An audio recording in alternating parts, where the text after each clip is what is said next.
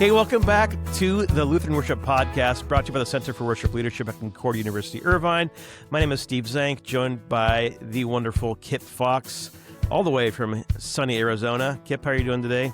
Oh, it's sunny here.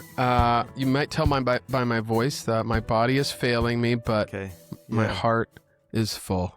Okay. Isn't your heart part of your body? Or is it? Yeah. Metaphorically? Yeah, I guess I meant more my soul. Is my soul part of my body? That's a whole nother topic. That's a question that we've asked for the ages. There's a song where That's soul not what meets we're body. talking about today, though, is it? We are going to continue our series on the relationship between doctrine and practice. And if you've joined us for the first time here, go back and listen to those episodes because we're going to build upon those conversations rather than rehash them. And one thing you'll find then is there's a friend of mine who told me long ago, you can't be the kind of person who just shows up and points out all the problems there are. When you point out a problem, you should be prepared to offer a solution. Yeah. And I like that. I like that way of thinking. You can't always do that. But we pointed out a lot of things in the last episodes that we think might be problematic. And so this episode is a start of a different trajectory. We're not going to just point out some issues we see. We're going to try to offer a different path forward to think about what exactly is that relationship between doctrine and practice. And so very briefly, what we argued in the last two episodes is that Lex Orandi Lex Credendi, the phrase, is sort of actually plagued by a complex history, by variant meanings, by a kind of mythology, some dynamics of power. And nevertheless, it's still one of the most talked about lenses to discuss the relationship between doctrine and practice, and continues to be drawn upon heavily in liturgical scholarship. And so because of that, what we're going to do then is suggest a model that retains some of the language, but refines and clarifies the relationships themselves. And so we're not going to keep it intact the way it's proposed, but rather we're going to break it up into pieces. And we're going to do that by talking about Lex Orandi in a certain way, Lex Credendi as a component piece in a certain way, and we're going to add two more components, we'll get to those in a second, to describe a model. Now, the way we're going to accomplish this model is that we're going to put it into what I call two distinct domains. So the interrelationship of doctrine and practice requires two different domains of speaking. So one I'm going to call the architectural domain. That's when we look at to see how liturgies are prepared, curated, how liturgical material is put together.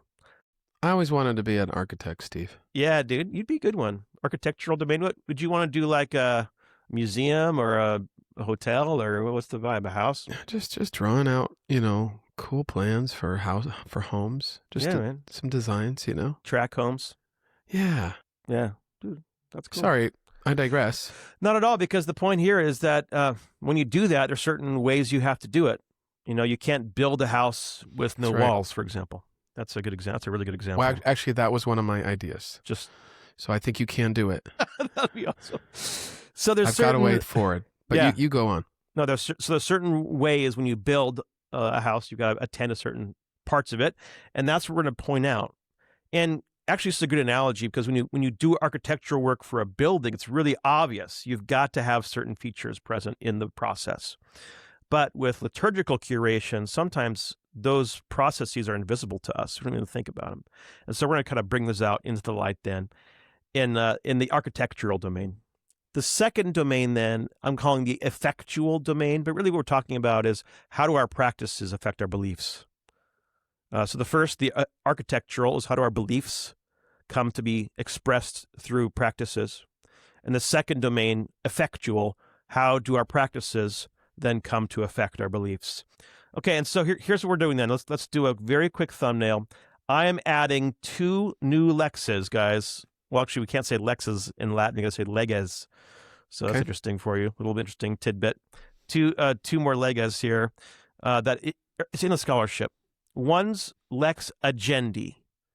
And the way I use lex agendi is to talk about liturgical idiosyncrasies, the things that are unique about your context, which arise from your particular context, your particular people, your particular setting. That's lex agendi. Now, it's sort of shorthand, isn't quite right, but it's good enough for us today, I think. We can call it like an agenda. Like, what's the unique thing about what you're doing? And then finally, the other one we're going to add to the model, officially in this model, is vivendi, Lex Vivendi, which is sort of the whole life, the life of the believer, the life of discipleship, some might say. And so we're going to add those two to the model.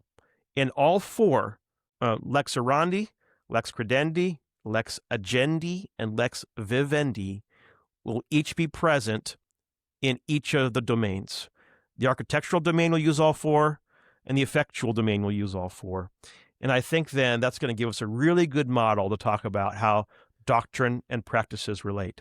Okay, so we're adding to Lex Orandi Lex Credendi in an attempt to create a fuller picture and a more rounded out way of thinking about doctrine and practice. And by putting it into two domains, we also can be really clear about how doctrines affects practice and how practice affects doctrine. And so we're going to have different starting places for each of those domains. And so, yeah, exactly. And so here's a thumbnail then of the architectural domain. It starts with Lex Credendi and ends in Lex Vivendi.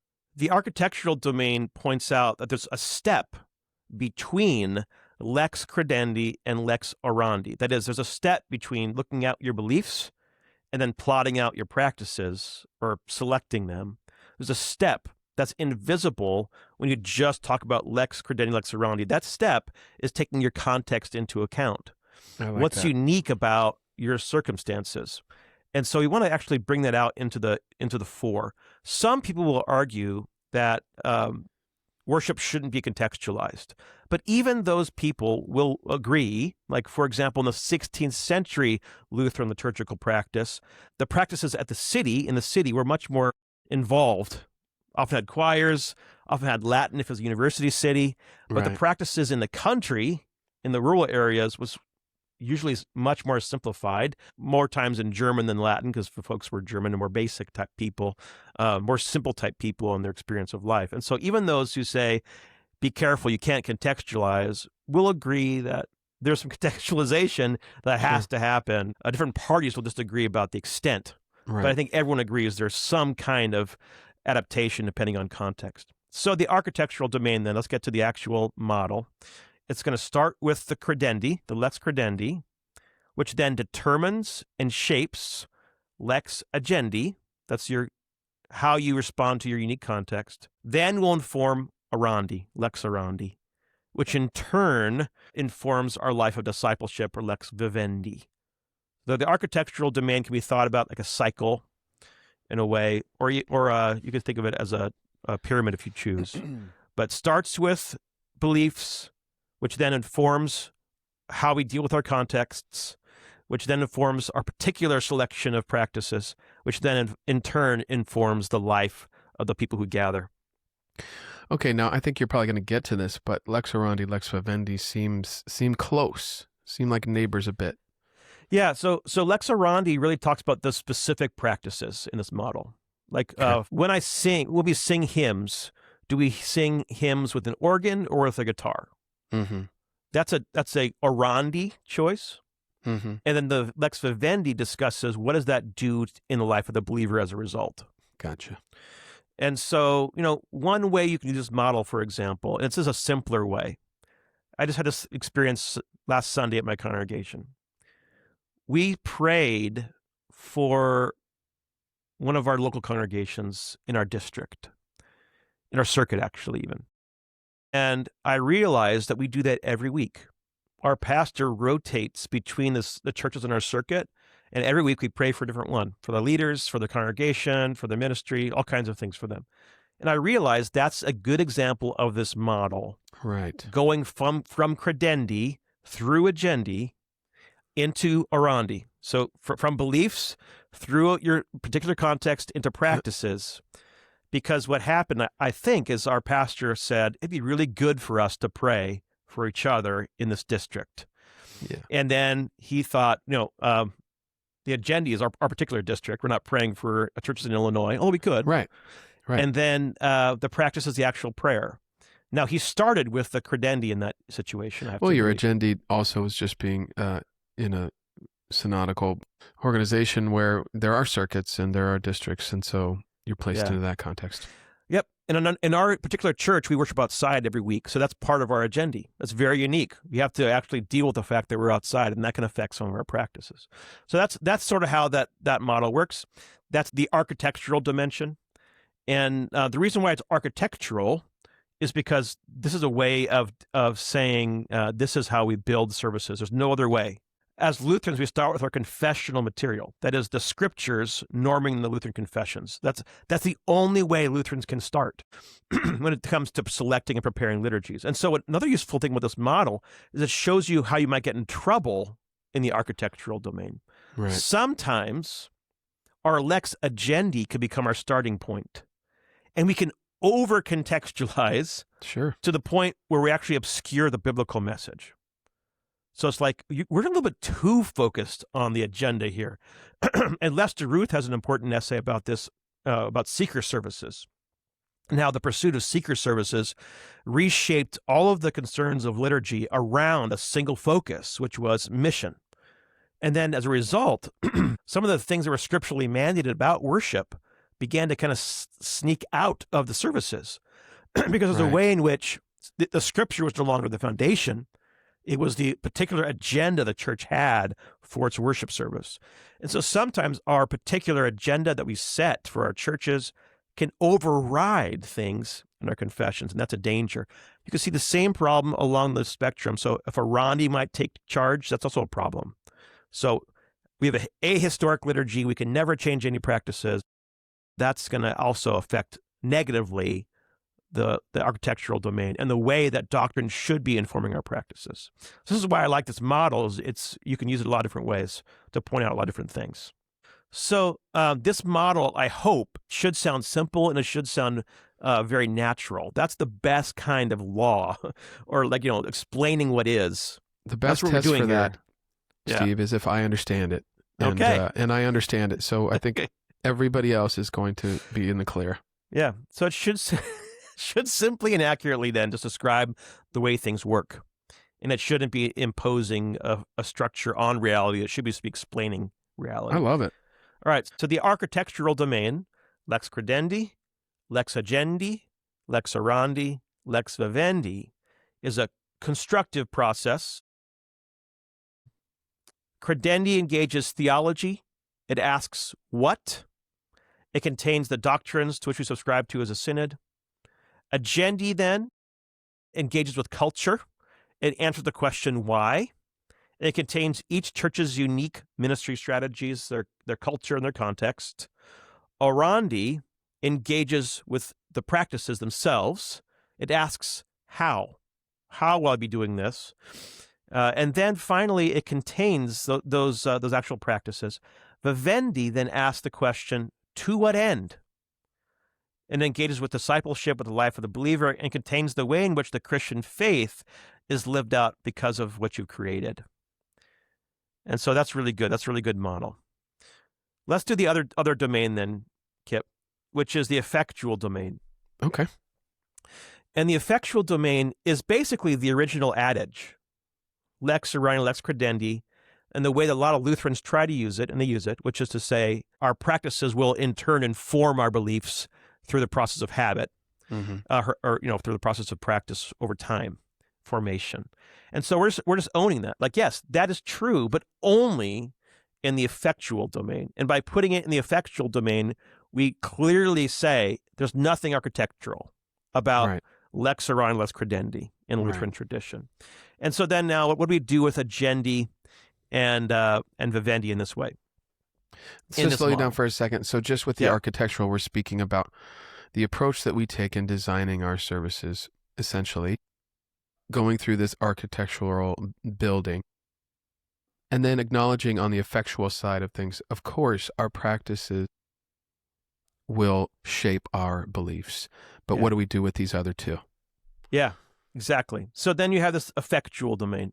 And this is the way it's used for practitioners in my way of thinking is it's evaluative. In other words, what you're saying is, yes, practices are affecting people's beliefs. So we need to evaluate our practices. So while the architectural domain allows for constructive work, the effective domain allows for evaluative work. And so you start with Orandi in this model. It engages with ritual studies. So how do rituals affect us? What's the power of formation that rituals have? All those questions that scholars ask. And it answers the question, what is shaping us? What is the thing that is shaping us? What's the Orandi? In the content here, it contains practices that are encoded with meaning. So always the practices we do have meaning embedded in them as a part of them. And so Orandi, in this evaluative, effectual domain, we start with Orandi. We realize, what is it that's shaping us? And then after Orandi is vivendi, which we might notice is the same as the architectural domain. We're just starting in a different place, right? So vivendi, then we answer, who are our practices making us to be?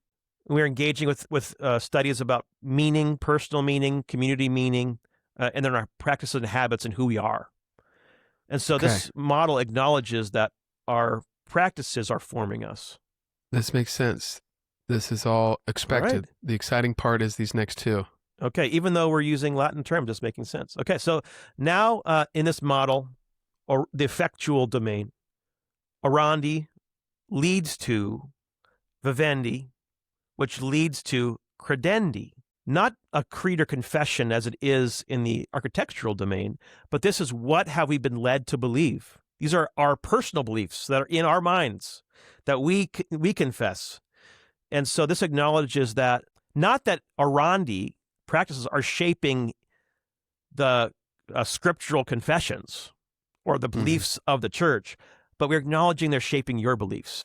And so then the engagement here is in the widest sense, indoctrination, right? You are learning doctrines. You are being taught things. And then the information that's contained here is the way we have been shaped practices over time is expressed by us in our verbalization of what we believe. So the practices we've been shaped by over time, we can verbalize by saying what we believe. And so you can imagine some of this stuff. So like the practice of communion. Some people never read a doctrinal textbook about what communion is. They just have communion. Right. And so if your practice of communion is one that only emphasizes the remembrance of Jesus, and then you hang out with that person who's gone to that church their entire life, and they say, oh yeah, communion is an act of remembrance of what Jesus has done, then it's like, well, of course that's what you believe. That was what you experienced in your church your whole life. So that's how practices come to affect our beliefs. It's more rare and rare in today's world that a Christian will pick up a doctrinal textbook and then that's how they learn doctrines.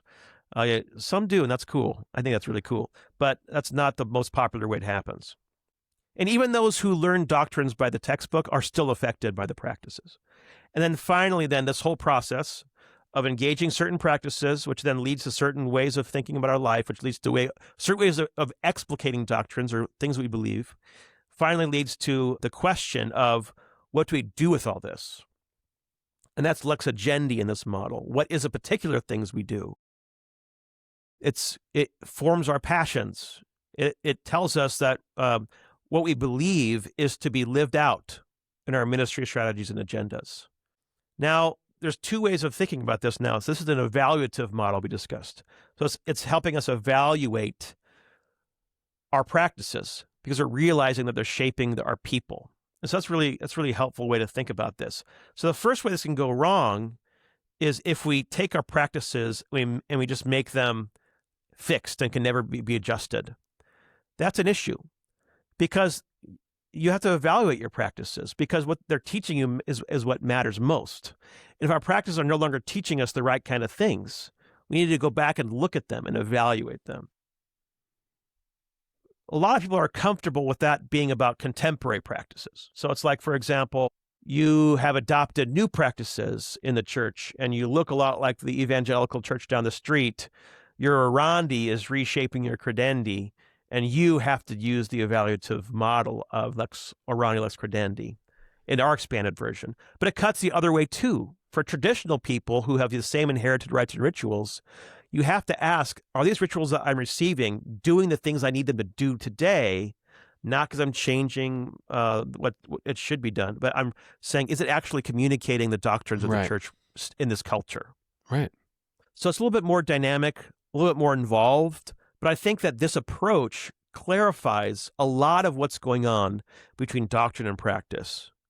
And that relationship then, as Lutherans have said for a long time, is reciprocal, but now we're being very clear about how it is. Yeah, there's the architectural domain, where beliefs, confessions affect our practices directly. And there's the effectual domain, which acknowledges that we are shaped by those practices. One is constructive, and the other is evaluative. I love that. So in really simple terms, you could see, let's say you're starting a church, and you say, how do we want to construct our practices, our worship practices? How do we go about doing that? We go through these 4 steps of architecture. Yeah, you always start with being a theologian. Correct. Yeah. And then 2 years down the line, we want to evaluate how our architecture is working. Yep. And so we use that lens, this evaluative lens, and we start with Our the practices, Orandi. and we go down this list. Yeah. And we realize a lot of what's going on in the effectual domain is realizing. Right. And it's reminding us that we need to realize that our practices are forming our people's beliefs. And a big part of why we choose the practices we choose is to form them the right way and not to malform them. And sometimes the right ritual in one space it's forming them people right, can actually malform them in another space, depending on the context. Oftentimes, mission context is a big part of this. An easy example to kind of go to. Yeah. But one that points to our more subtle context differences that carry the same challenges. Yeah, and words have different meanings in different contexts and different languages, especially when you're translating something to a different language. Some of the language might change slightly because it's got to adapt and form the people towards the right kinds of belief. And so architectural is prescriptive, effectual is descriptive. Architectural is constructive, effectual is evaluative. Architectural has to do with decision-making, effectual has to do with discerning. Architectural has to do with planning, effectual is looking at the execution and how it's actually working. And so you have this very dynamic way of doing it. Yeah, so if you're a practitioner and you are preparing a liturgy, please start with theology. Start with what God wants to do in the service. Start with the scriptures and the confessions of the Lutheran Church if you're Lutheran. That's where you have to start. If you don't start there, you're not going to create a faithful liturgy. And then realize that you have a certain context. So then think about your context and make sure that makes sense. And then develop your practices. And then, yes, along the way, we're realizing that those practices are affecting the life of the people. So we've got to do some evaluation. Let's take a look at our practices and let's look at how they're actually forming our people's beliefs. And if they're malforming them or forming them the wrong way, we've got to go back to the architectural domain and re-engage theology and think about how we can speak it in that context in a more effective way. And really, in the Lutheran tradition, this keeps theology at the center. Steve, is there a resource that the CWL has that lays all these out? You're listening to it. This is it. This is it, Kip. I once made wristbands, actually, that said Lex Credendi, Lex Agendi, OV. Lex Orandi Lex vivendi. Actually, I have some up in my cabinet, and if you want one, I can get you one. That was when I was really excited about this research, and I realized that I don't think that would be a very popular wristband. I don't know. I mean, let's see in the comments, guys. I bet that would be a hot commodity. We'll do a giveaway. The colors are quite nice. And so I've got to say, that's our introduction of this model. Thanks for joining us. Kip, thanks for indulging me on this process. This will then conclude our 3-part process on the interrelationship of belief and practice. We've discussed the problems with the model as we see it. We've suggested a model for the way forward. There's a lot more we can talk about with this model, and we probably will down the road. For example, Lex Orandi has a lot of dimensions within it. So does Lex Agendi. The questions of how we engage our culture are very complex questions. We've got to spend some time thinking about that together on this show sometime. And so we'll return to this model. We'll refer to it. But I think today, we've done a good enough job, Kip, offering the ideas. People can build upon them, think about them, offer some good comments on YouTube for conversation. We always like that. So, yeah. I love it. The podcast is the resource. I love that. That was fun, Steve. Thank you. A blast. Thank you for joining us for this episode of the Lutheran Worship Podcast by the Center for Worship Leadership. We are excited to present to you next week, resuming our NAR series that we put on the back burner for a while. You'll see when our guest shows up for that. You'll see why we were postponing it. We just needed to wait for him to be ready for that. And yeah, he was. So we're excited about that. So thanks for joining us again. We'll see you next week.